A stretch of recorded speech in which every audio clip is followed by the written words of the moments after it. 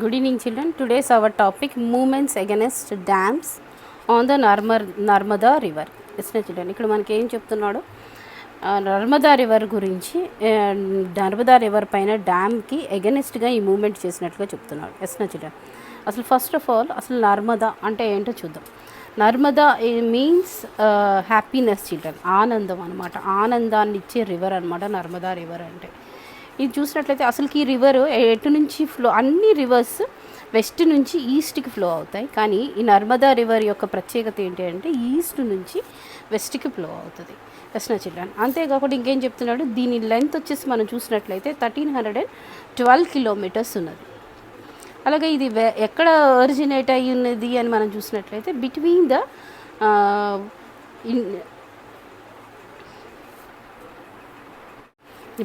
The north India and south India. ఈ south ఇండియాకి north ఇండియాకి మధ్యలో ఫ్లో అయ్యే రివర్ ఏది అని మనం చూసినట్లయితే అది నర్మదా రివర్ అనమాట.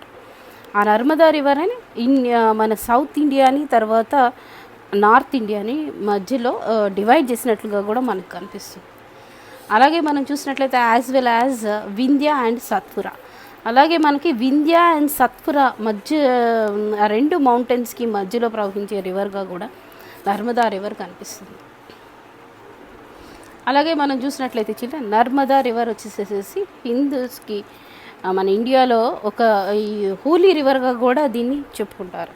మనం చూసినట్లయితే హోలీ రివర్స్ ఎన్ని ఉన్నాయి చిల్డ్రన్? 7 హోలీ రివర్స్ ఉన్నాయి ఇండియాలో.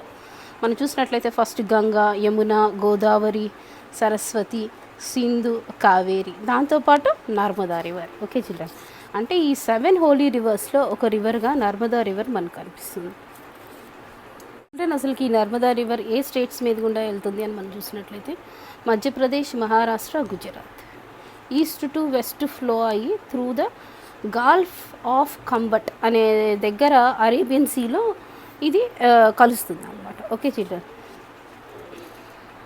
అలాగే వాళ్ళు అసలుకి నర్మదా అంటే నేనేం చెప్పాను చిల్డ్రన్, హ్యాపీనెస్ అని చెప్పాను, ఆనంద్ రివర్ అనేసేసి అని మనం చెప్తున్నాం. అయితే హ్యాపీనెస్ రివర్ అని చెప్పుకుంటున్నాం కదా, అసలు అంత హ్యాపీనెస్ ఇచ్చేది ఏముంది ఆ స్పెషల్ అని మనం చూసినట్లయితే చిల్డ్రన్, మనం ఆల్రెడీ నర్మదా బచావ్ అనేసి జాగ్రఫీ లెసన్ చూస్తాం. జాగ్రఫీ లెసన్లో వాళ్ళే ఒక లెటర్ రాశారు నర్మదా ఏరియాలో ఉండే పీపుల్. వాళ్ళు ఏం చెప్తున్నారు, మీరందరూ మమ్మల్ని ఫారెస్ట్లో ఉండే ఈ నర్మదా రివర్ దగ్గర ఉండే ఆదివాసులుగా మేము ఒక కోతుల్లాగా నివసిస్తున్న పూర్ పీపుల్ అని మీరు మమ్మల్ని అనుకుంటున్నారు అన్నారు. అంటే వాళ్ళు పూర్ కాదు, మీరు అనుకుంటున్నారు, మీ సిటీస్లో ఉన్న వాళ్ళు మీరు అనుకుంటున్నారు, కానీ మేము పూర్ పీపుల్ కాదు అని వాళ్ళు చెప్పుకుంటున్నారు. అలాగే వాళ్ళ డెవలప్మెంట్ కూడా మనకు చెప్పారు చిల్డ్రన్. ఆ లెసన్ చెప్పేటప్పుడు నేను చెప్తాను, కానీ ఇంపార్టెన్స్ మాత్రమే ఇక్కడ నేను చెప్తున్నాను. అలాగే వాళ్ళు ఇంపార్టెన్స్ ఇంకా ఏం చెప్పారు అనంటే వాళ్ళు కల్టివేట్ చేసే 7 క్రాప్స్ గురించి చెప్తున్నారు. మనం చిల్డ్రన్ ఏ ఏరియాలో అయినా కానీ 4-5 క్రాప్స్ మాత్రమే కల్టివేట్ చేయగలుగుతాం, ఏ రీజియన్లో అయినా కానీ చిల్డ్రన్ వాళ్ళు ఈ నర్మదా రివర్ బ్యాంక్ దగ్గర వాళ్ళు ఎన్ని అంటే 7 క్రాప్స్ని కల్టివేట్ చేసే ఒక స్కిల్ వాళ్ళ దగ్గర ఉందని చెప్తున్నారు. అలాగే మనం చూసినట్లయితే యానిమల్ హస్బెండరీ, వాళ్ళు ఎన్నో పశువులను పెంచే విధానం, వాటిని ఎలా పెంచాలి, తర్వాత వాటి ద్వారా ఎలా వాళ్ళు పోషింపబడుతున్నారు, వాళ్ళకి ఫుడ్ తర్వాత ఫీడింగ్ అన్నది ఎలా జరుగుతుంది అన్నది కూడా మనకి వాళ్ళు అక్కడ చెప్తున్నారు. అదే కాదు, గుజరాత్లో ఉన్న యానిమల్స్ అన్నిటికీ గ్రాజింగ్కి ఈ నర్మదా రివర్ వాళ్ళు ఉండే చోట దగ్గరకే తీసుకొని వస్తారు అని చెప్తున్నారు. అదేవిధంగా ఇంకేం చెప్తున్నారు అని మనం చూసినట్లయితే ఆ లెటర్లో వాళ్ళు మెడిసిన్గా వాళ్ళ యొక్క ఈ నర్మదా రివర్లో ఉన్న ఫారెస్ట్, ఆ తర్వాత ఆ రివర్ దగ్గర ఉన్న వాటి వల్లనే వాళ్ళు రూట్స్ ద్వారా, లీవ్స్ ద్వారా, ఆయుర్వేదిక్ మెడిసిన్ ద్వారా వాళ్ళు క్యూర్ అవుతారు, వాళ్ళ హాస్పిటల్స్కి వెళ్ళాల్సిన అవసరం కూడా వాళ్ళకి లేదని చెప్తున్నారు. అలాగే ఇంకేం చెప్తున్నారంటే వాళ్ళకి డ్రెస్సింగ్ కోసం వీటి కోసం అనుకుంటే వాళ్ళ పండించే కల్టివేట్ చేసే క్రాప్స్ నుంచి వాళ్ళకు సరిపోగా మిగిలిన వాటిని బయట అమ్ముతారంట. వచ్చిన బెనిఫిట్స్లో ఆ మిగిలిన వాటితోనే వాళ్ళు డ్రెస్సింగ్ అన్నవి కొనుక్కుంటామని చెప్తున్నారు. అంటే వాళ్ళు అంత ఆనందంగా ఉన్నామని చెప్తున్నారు. అవే కాదు చిల్డ్రన్, ఇంకా మనం వాళ్ళని చూసినట్లయితే వాళ్ళు ఏమంటున్నారు, ఫ్లడ్స్ వచ్చినా కానీ మమ్మల్ని రక్షించేది ఈ నర్మదా రివరే అని చెప్తున్నారు. ఆ టైమింగ్లో అక్కడున్న ఫారెస్ట్లో ఉన్న రూట్స్ ద్వారా దుంపల ద్వారా మేము జీవిస్తామని చెప్తారు. అలాగే మనం చూసినట్లయితే ఒకవేళ ఫెమెన్స్ వస్తే అంటే కరువులు అలాంటివి వస్తే ఏం జరుగుతుంది అని అంటే ఆ టైంలో కూడా వాళ్ళని ఆ రివరే వాళ్ళని కాపాడిద్దని చెప్తున్నారు వాళ్ళు. ఎస్నా చిల్డ్రన్. కాబట్టి వాళ్ళు ఆ రివర్ వల్ల ఎంతో ఆనందంగా ఉన్నాము, మాకు ఈ డ్యామ్స్ అవసరం లేదు అని చెప్తున్నారు. అలాగే వాళ్ళకి యానిమల్స్ చాలా అసలుకి కల్టివేషన్ కంటే కూడా యానిమల్సే మాకు ఇంపార్టెన్స్ అని చెప్తారు మనకి ఆ లెటర్లో చూసినట్లయితే.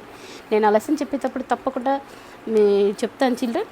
ఇది మీకు ఓన్లీ ఇంట్రడక్షన్ పార్ట్ మాత్రమే చెప్తున్నాను. Okay children. అంతగా వాళ్ళకి హ్యాపీనెస్ ఏ రివర్ ఇచ్చిందంటే నర్మదా రివర్ ఇచ్చినట్లు చూస్తున్నాం చిల్డ్రన్. మనం చూసినట్లయితే ఏ రివర్ అయినా కానీ ఈజిప్ట్ రివర్ వచ్చేసేసి మనం చూసినట్లయితే నైల్ రివర్ దగ్గర మనం అంటాడు ఈజిప్ట్ దుఃఖదాయిని, సారో ఆఫ్ ఈజిప్ట్ అంటే నెయిల్ అని చెప్పుకుంటాం. అలాగే మనకి దామోదర్ రివర్ కూడా ఉన్నది. ఎస్నా చిల్డ్రన్. ఆ విధంగా మనం కొన్ని రివర్స్ని మనం అది సారోస్ అని చెప్తున్నాం. అలాగే బ్రహ్మపుత్ర రివర్ దగ్గరకు వచ్చేసరికి మనం ఏం చెప్పుకుంటున్నాం, రివర్స్ ఆఫ్ సారోస్. అసలు నదులన్నిటికీ దుఃఖదాయిని ఏదంటే బ్రహ్మపుత్ర అని చెప్పుకుంటాం. కానీ నర్మదా రివర్ ఉన్న ప్రత్యేకత ఏంటి అంటే అది వాళ్ళకి సారో ఇవ్వలేదని చెప్తున్నారు.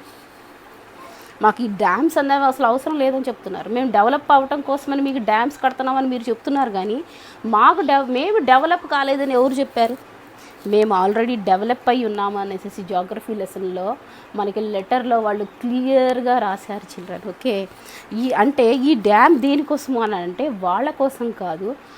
అక్కడి నుంచి డ్యామ్ ఎందుకు అంటే వాటర్ స్టోరేజ్ చేయడానికి. అక్కడి నుంచి వాటర్ని వేరే ప్రాంతాలకు తరలించి వేరే చోట డెవలప్మెంట్ కోసమే ఇచ్చేసి మమ్మల్ని డిస్ట్రాయ్ చేస్తున్నారు, మా డెవలప్మెంట్ని మీరు పాడు చేస్తున్నారు అని చెప్పటమే ఈ నర్మదా రివర్ మూమెంట్ వచ్చేసి. ఏమని చెప్తున్నారో ఒకసారి డిస్కస్ చేద్దాం children. Okay. Building of large multipurpose dams was an integral part of India's planning development from 1950s. ఇక్కడ మనకి ఏం చెప్తున్నాడు చిల్డ్రన్, ప్లానింగ్ చేస్తున్నారు. దేనికి ప్లానింగ్ చేస్తున్నారు అంటే మల్టీపర్పస్ డ్యామ్స్ అంటే మల్టీపర్పస్ అంటే ఇరిగేషన్, తర్వాత వచ్చేసి ఎలక్ట్రిసిటీ, తర్వాత ఫ్లడ్స్ డ్రాట్స్ అన్నవి రాకుండా కంట్రోల్ చేయడానికి. ఎస్నా చిల్డ్రన్. ఇలాంటి మల్టీపర్పస్ డ్యామ్స్ అన్నవి వాళ్ళు ప్లాన్ చేస్తున్నాను అని చెప్తున్నారు. ఇది ఎప్పుడు స్టార్ట్ అయింది అంటున్నాడు, 1950s స్టార్ట్ అయింది అంటున్నాడు. Some of these include large dams. ఆ డ్యామ్స్ ఏంటి అని మనం చూసినట్లయితే బాక్రానంగల్, హీరాహుడ్, వాళ్ళు ఇక్కడ ఏం చెప్తున్నాడు చూడండి, నాగార్జున సాగర్. ఇవన్నీ కూడా ఎప్పుడు బిల్డ్ అయినాయి అని చెప్తున్నాడు మనకి 1950s. ఓకే. ఇది మనకి ఇక్కడ ఏం చెప్తున్నాడు children, planned development from 1950s అంటున్నాడు. అంటే ఈ డ్యామ్స్ దేనికోసం, డెవలప్మెంట్ కోసం. ఏటి డెవలప్ కోసం అనేసి మనం చూసినట్లయితే చూడండి, ఈ పారాగ్రాఫ్లో వచ్చేసి 3 పాయింట్స్ మనకు కనిపిస్తున్నాయి. ఒకటి వచ్చేసేసి ఇరిగేట్ అంటున్నాడు. ఇరిగేషన్ వచ్చేసి మనం చూసినట్లయితే చూడండి, irrigate the dams, the huge amount of water it's could be storage. ఈ ఇరిగేషన్ వల్ల ఏం జరుగుతుంది అని అంటే ఎక్కువగా వాటర్ ఉంటే దాన్ని మనం హ్యూజ్ అమౌంట్ అంటే పెద్ద మొత్తంలో వాటర్ని స్టోరేజ్ చేసుకోవచ్చు అని చెప్తున్నాడు. ఆ స్టోరేజ్ చేసుకున్న వాటర్ని మనము ఒకవేళ మనకి డ్రాట్ అన్నది వచ్చినా కానీ, వర్షాలు పడకపోయినా కానీ ఏం జరుగుతుంది అంటున్నాడు, ఈ వాటర్ని మనం ఇయర్స్ వాడుకోవచ్చు స్టోర్, అది ఆ డ్యామ్ యొక్క కెపాసిటీని బట్టి అనేసి చెప్తున్నాడు. ఇంకా తర్వాత వచ్చేసి నెక్స్ట్ ఇంపార్టెన్స్ దేనికి ఇచ్చారు, ఎలక్ట్రిసిటీ మనం చూసినట్లయితే the amount of electricity it could be generate. ఈ వాటర్ వల్ల ఇంకా ఎలక్ట్రిసిటీ అన్నది కూడా జనరేట్ చేసుకొని మనందరికీ ఎలక్ట్రిసిటీ ఇవ్వబడుతుంది కాబట్టి అనేసి దాని గురించి చెప్తున్నారు. తర్వాత ఇండస్ట్రీస్ కూడా రన్ అవ్వాలన్నా, తర్వాత అలాగే ఇరిగేషన్కి కూడా అన్నిటికీ కూడా ఎలక్ట్రిసిటీ అవసరం కాబట్టి తర్వాత కామన్ యూజెస్, హౌస్ హోల్డ్ యూజెస్కి అన్నిటికీ ఖచ్చితంగా ఇది కూడా జనరేట్ చేస్తాము. దీనివల్ల ఏమవుతుంది అంటున్నాడు, డెవలప్ అవుతుంది అనేసి. ఇంకా తర్వాత ఇంకేం చెప్తున్నాడు, ఫ్లడ్స్ అన్నవి వచ్చినప్పుడు అంటే ఫ్రెష్ అవుట్ అయిపోతాయి ఫ్లడ్స్ వల్ల, కాబట్టి ఆ ఫ్రెష్ అవుట్ అవ్వకుండా ఎంతవరకు ఆ వాటర్ని మొత్తం స్టోరేజ్ చేయవచ్చు అని. మళ్ళీ తర్వాత డ్రాట్ వస్తే అసలుకి వాటర్ లేని కండిషన్ టైమింగ్లో ఈ ఏవైతే డ్యామ్స్ ఉన్నాయో వాటిలో నుంచి వాటర్ని అప్పుడు మనం యూస్ చేసుకోవటానికి వీటన్నిటిని కూడా కంట్రోల్ చేయడానికి వీటి వల్ల ఎప్పుడు అసలుకి మనకి నష్టం అన్నది జరగకుండా ఉండటం కోసం అనేసి ఇలాంటి డెవలప్మెంట్స్ కోసమని ప్లానింగ్ చేసినట్టుగా మనకు కనిపిస్తుంది. ప్రశ్న చూడండి. Look at here this picture children. మనం ఈ మ్యాప్ చూసినట్లయితే చిల్డ్రన్ ఇది చాలా ఇంపార్టెంట్. మనం 10th క్లాస్కి ఏ పేపర్ చూసినా కానీ అది 4 మార్క్సే కానీ 8 మార్క్సే కానీ 2 మార్క్సే కానీ తప్పకుండా ఈ నర్మదా రివర్ మ్యాప్ మనకు కనిపిస్తుంది. అంటే అంత ఇంపార్టెంట్ ఈ రివర్ గురించి ప్రశ్న చిల్డ్రన్. అది జోగ్రఫీలోనే కానీ హిస్టరీలోనే కానీ. కాబట్టి ఈ ఏరియా మొత్తాన్ని ఏమంటారంటే క్యాచ్మెంట్ ఏరియా అనేసి అంటారు అన్నమాట. Narmada river catchment area. Okay, దీని గురించి ఇప్పుడు మనం డిస్కస్ చేద్దాం.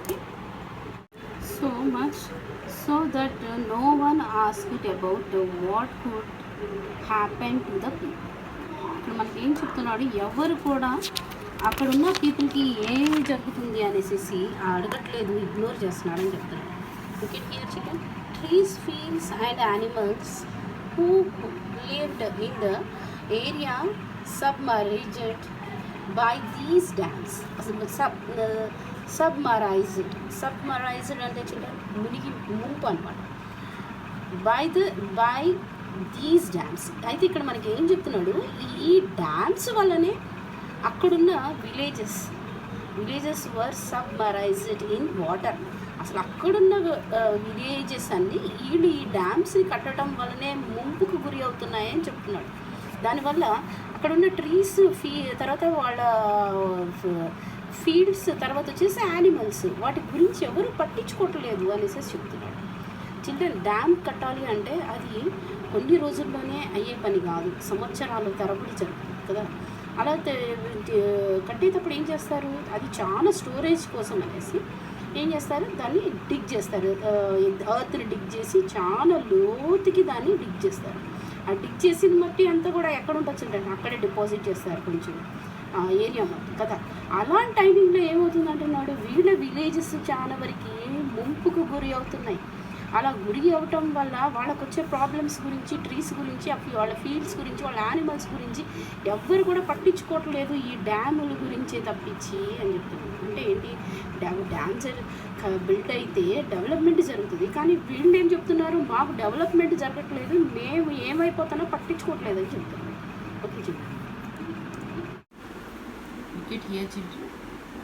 ఈ పారాగ్రాఫ్లో మనకి ఎక్కువగా కంపారిజేషన్ చెప్తున్నారు. ఏంటో కంపారిజేషన్ మనం చూసినట్లయితే, you actually accounted for all the expenditure and all the loses incurred in terms of forest and fields and villages.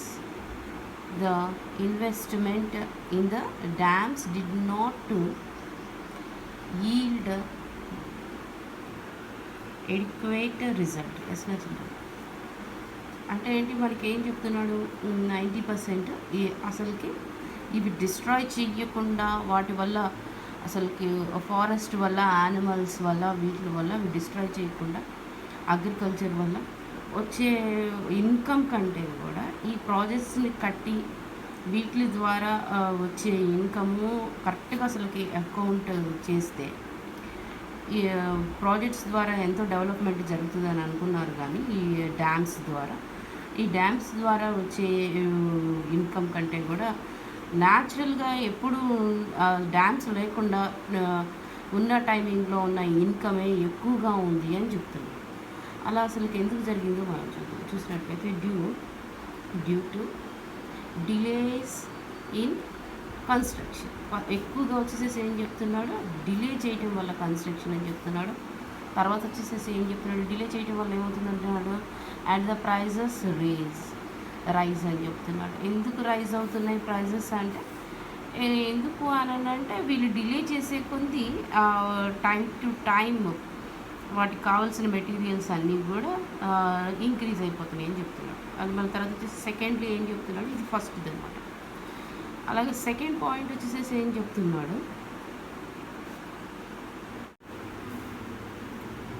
seldom irrigated, the amount of land initially proposed to be irrigated or produce as much electricity as projected. అంటే మనకి ఇక్కడ ఏం చెప్తున్నాడు, electricity కూడా తగినంతగా produce చేయలేకపోతున్నారని చెప్తున్నారు. అయితే ఇదంతా ఎందుకు జరుగుతుంది అంటే this was because the actually amount of the water that could be stored in the dam was usually less than what the engineers had assumed. అంటే మనకి ఇక్కడ ఏం చెప్తున్నాడు అని అంటే ఇంజనీర్స్ ఏవైతే ఈ డ్యామ్కి కెపాసిటీ ఇంత ఉందని చెప్తారో అంతగా వాటర్ని ఆ డ్యామ్లో స్టోరేజ్ చేయలేకపోతున్నారని చెప్తున్నారు. అంత వాటర్ స్టోరేజ్ చేయలేకపోతే ఏమవుతుంది, వీళ్ళు అనుకున్నంత ఎలక్ట్రిసిటీ అన్నది ప్రొడ్యూస్ అవ్వదు.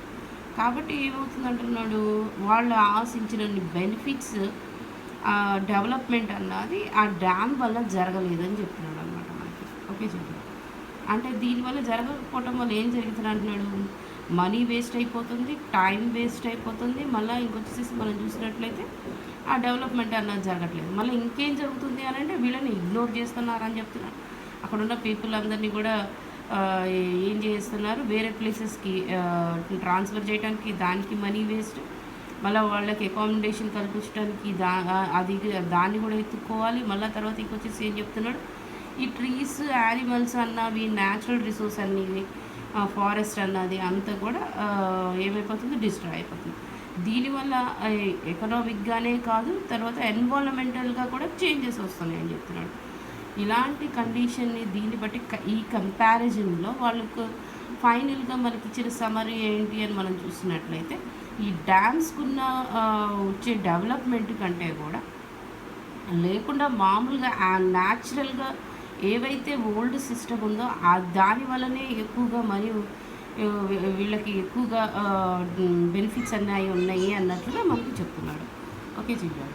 అయితే ఇలాంటి ప్రాబ్లమ్స్ అన్నీ అసలు ఎందుకు ఇలాంటి క్వశ్చన్స్ రేజ్ అయినాయి అంటే మనకి చూపించడం, all those questions came up when the government proposed to build a series of major and minor dams cross the Narmada river in the one of the most ambitious river valley projects in Indian's history. అంటే ఇక్కడ మనకి ఏం చెప్తున్నాడు, government చిన్నదే కానీ పెద్దదే కానీ తప్పకుండా నర్మదా రివర్ మీద ఈ డ్యామ్స్ని కట్టి బెనిఫిట్స్ని పొందాలి, ఎంతోమందికి వాటర్ని అందించాలి, ఇరిగేషన్ డెవలప్మెంట్ చేయాలి, ఎలక్ట్రిసిటీని ప్రొడ్యూస్ చేయాలి అనేసి అసలు ఇండియన్ హిస్టరీలోనే ఈ రివర్ వ్యాలీస్లో ఇలాంటి ప్రాజెక్టులని చేయాలి అనేసి గవర్నమెంట్ అనుకున్నది. కానీ ఎప్పుడైతే గవర్నమెంట్ ఇలాంటివి స్టార్ట్ చేసిందో ఆ టైమింగ్లోనే ఇలాంటి క్వశ్చన్స్కి అన్నిటికి కూడా ఆన్సర్ దొరికింది అని చెప్తున్నారు. నెక్స్ట్ పారాగ్రాఫ్ చూడండి. ఇక్కడ మనం చూసినట్లయితే వాళ్ళకి ప్రాబ్లమ్స్గా ఉన్న ఈ ప్రాజెక్ట్ వల్ల వాళ్ళు ఏం చేశారంటే వాళ్ళు కోల్పోయిన దానికి వాళ్ళు కొన్ని డిమాండ్స్ అడిగారనమాట గవర్నమెంట్ని. ఏంటి ఆ డిమాండ్స్ అని మనం చూసినట్లయితే కంపెన్సేషన్ అడిగారు, తర్వాత వచ్చేసి ఏమని అడుగుతున్నారు, రీహాబిలిటేషన్ అడుగుతున్నారు.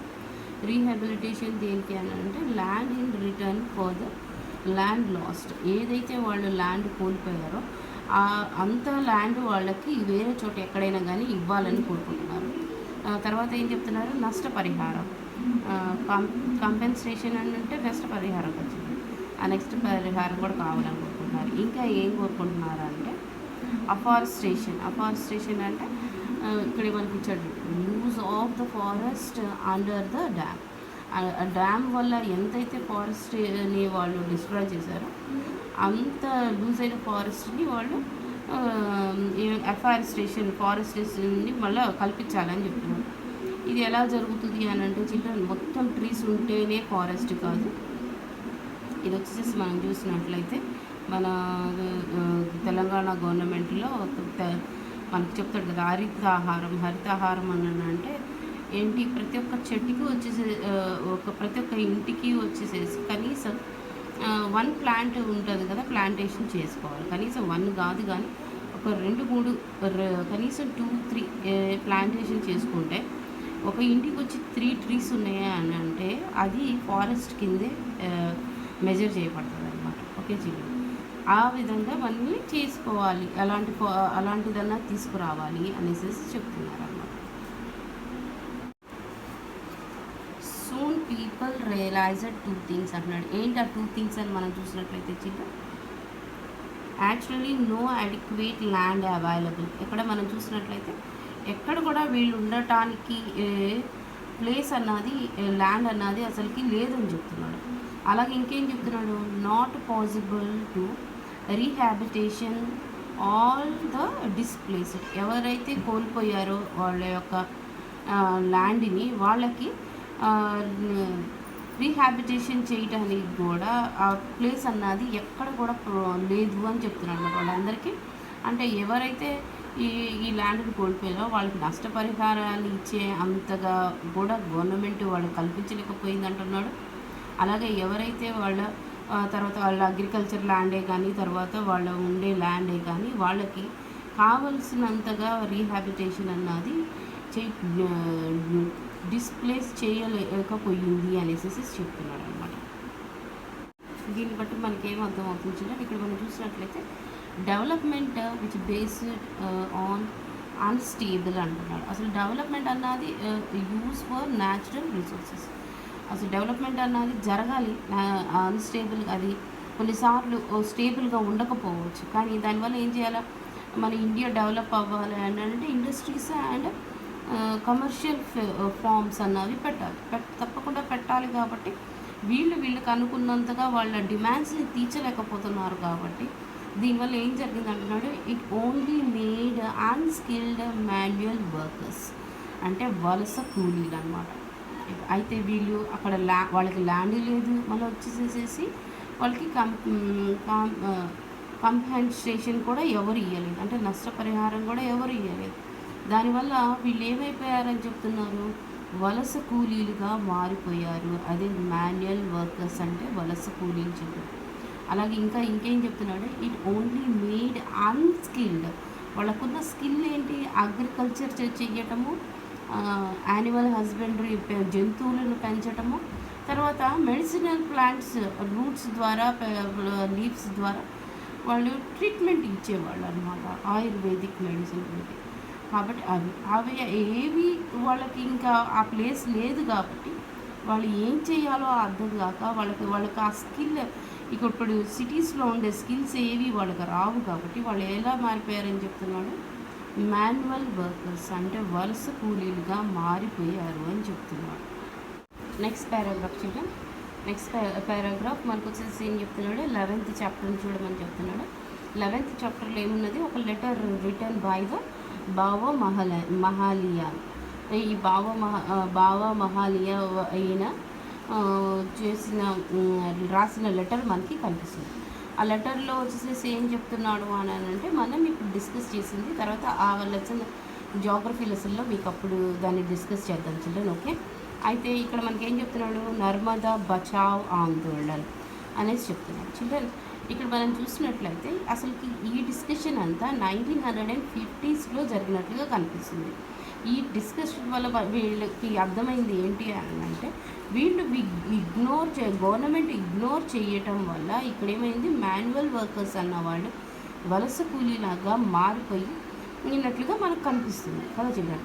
అయితే ఇక్కడ ఈ నర్మదా బచావ్ ఆందోళన ఇది ఎప్పుడు జరిగిందని చెప్తున్నాడు, 1994లో జరిగిందని చెప్తున్నాడు.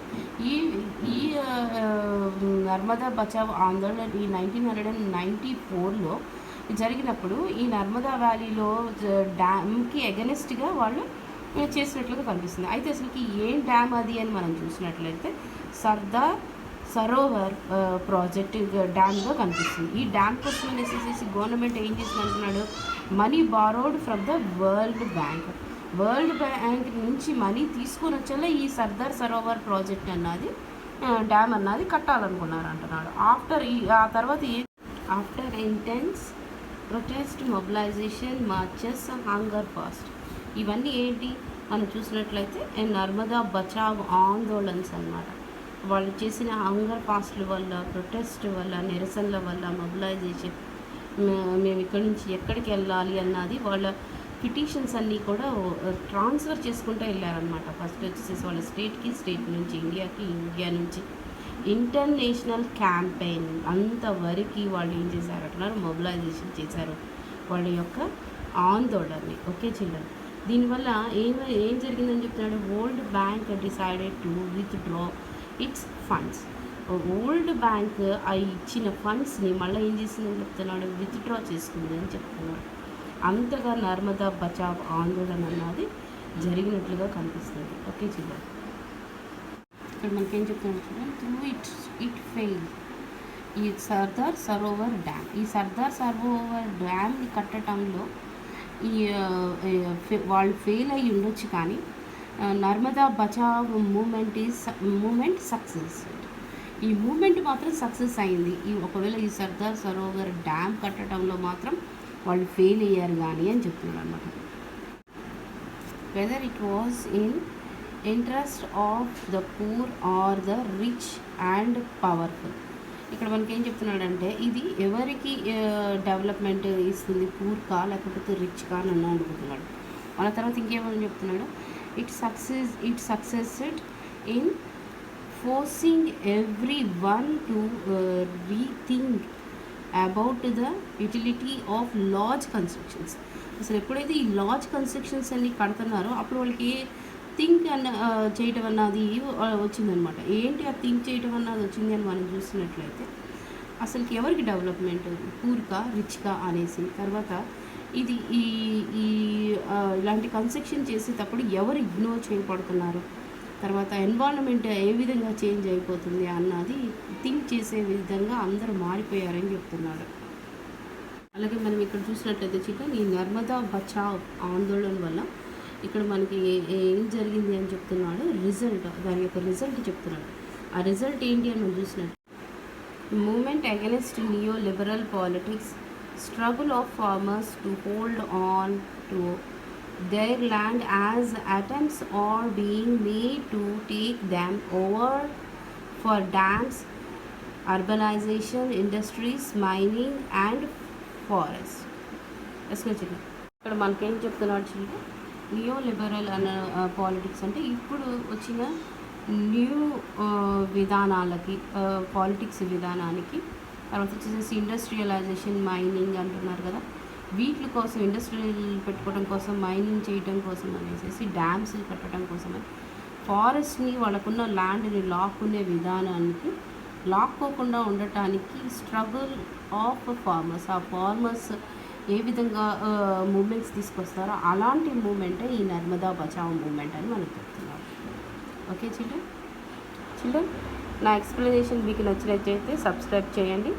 అలాగే నన్ను చాలామంది చాలా టాపిక్స్కి ఎక్స్ప్లెయిన్ చేయమని అడుగుతున్నారు చిల్డ్రన్. నేను ఆ టాపిక్స్ అన్నీ కూడా ఎక్స్ప్లెయిన్ చేయిస్తాను తప్పకుండా. కాబట్టి నా ఛానల్ని సబ్స్క్రైబ్ చేయండి చిల్డ్రన్. మీకు ఏమైనా డౌట్స్ ఉంటే నాకు డౌట్స్ని మీరు మెసేజ్ చేయండి, నేను తప్పకుండా ఆన్సర్ ఇస్తాను. చాలామంది నా ఫోన్ నెంబర్ కావాలని అడుగుతున్నారు చిల్డ్రన్. సారీ చిల్డ్రన్, మీరు అక్కడ మీ డౌట్స్ ఏమైనా కానీ మీరు అక్కడ ఇస్తే చిల్డ్రన్, నేను తప్పకుండా ఆ డౌట్ని అక్కడే క్లియర్ చేస్తాను చిల్డ్రన్. లేదంటే నెక్స్ట్ వీడియో మీ డౌట్స్ అన్నిటికీ క్లారిఫై ఇచ్చి నేను తప్పకుండా ఎక్స్ప్లెనేషన్ ఇస్తాను. Okay, thank you children.